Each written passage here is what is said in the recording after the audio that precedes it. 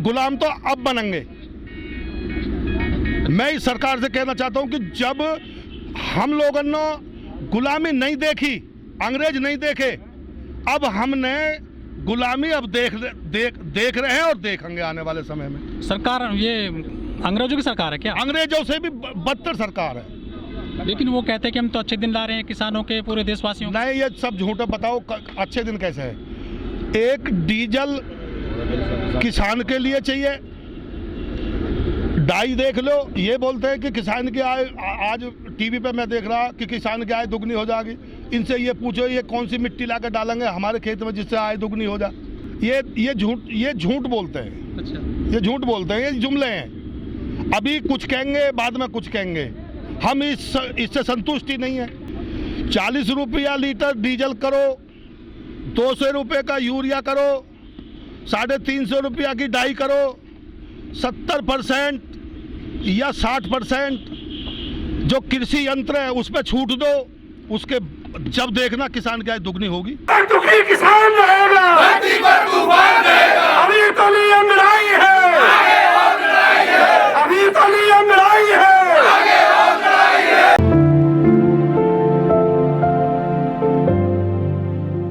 दलित प्रेरणा स्थल है, आज यहाँ मौजूद हैं हम। यहाँ पर बहुत सारे किसान हैं जो किसान बिल के खिलाफ अपना आंदोलन कर रहे हैं। हमारे साथ हैं शर्मा यादव जी।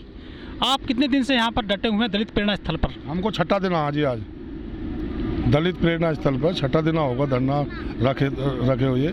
हम तो दिल्ली के लिए मतलब कूच कर रहे थे। अच्छा, हमको पुलिस ने यहाँ पे रोक लिया, अस्थायी जेल बना दी गई। अस्थायी जेल में कि ये अस्थायी जेल है, आपको यहीं रहना पड़ेगा। हमने कि चलो जी, हम तो यहाँ भी रहेंगे। इतने काला कानून, काला बिल जो है, इसको वापस नहीं लेते। इतने हम धरने पर ही डटे रहेंगे। अच्छा, दिल्ली क्यों जाना चाहते हैं आप? दिल्ली हम जाना चाहते हैं जी। दिल्ली से जंतर मंतर पे हम पहुंचेंगे। हमारे जैसे बहुत मीडिया भाई हैं, कुछ मीडिया बंधु तो आज भी चैनल पर नहीं दिखाते। कुछ ये बोल रहे हैं कि इनमें तो आतंकवादी हैं, इनमें तो बदमाश है, ये किसान नहीं है।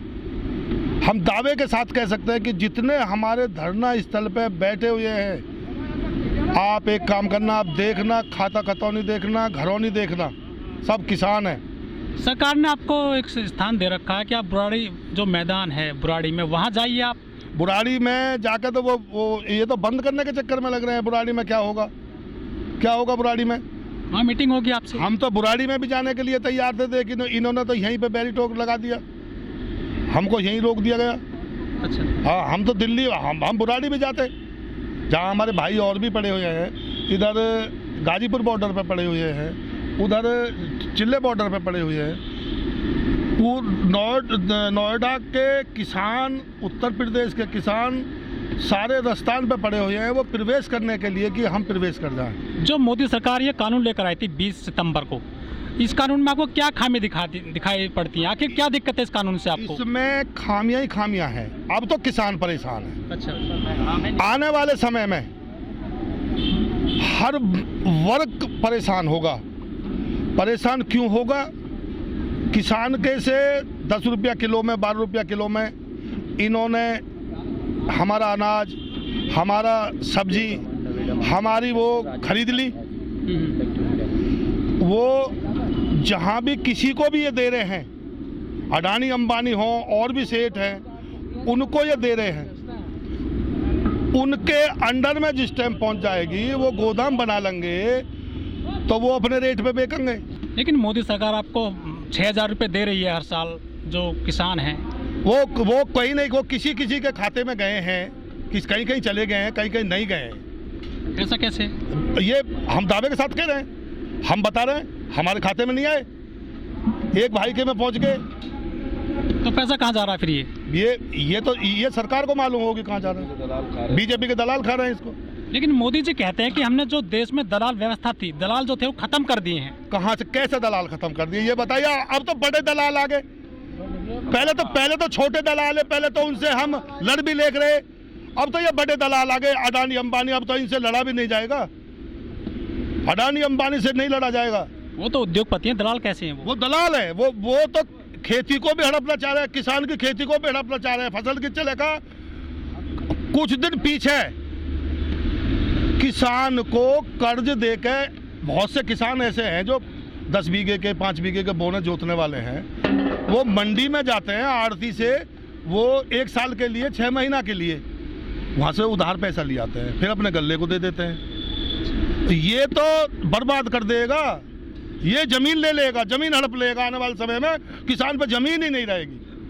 अच्छा, हाँ, तो जमीन कौन ले लेगा आप? ये जो धन्ना सेठ जो है, ये अडानी अंबानी, ये जो जिनको ये मोदी सरकार इनको सौंप रही है, ये काला कानून बना के ये किसानों को ऊपर बैठा दिया।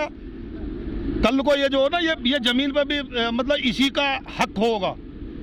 हाँ, जब ये कानून आया था 20 सितंबर को, क्या आप जो संगठन है हमारे देश में, किसान संगठन, क्या उनसे बात की थी मोदी सरकार ने? नहीं जी, किसी ने नहीं। ये तो रात में काम करते हैं, ये किसी से पूछते नहीं है।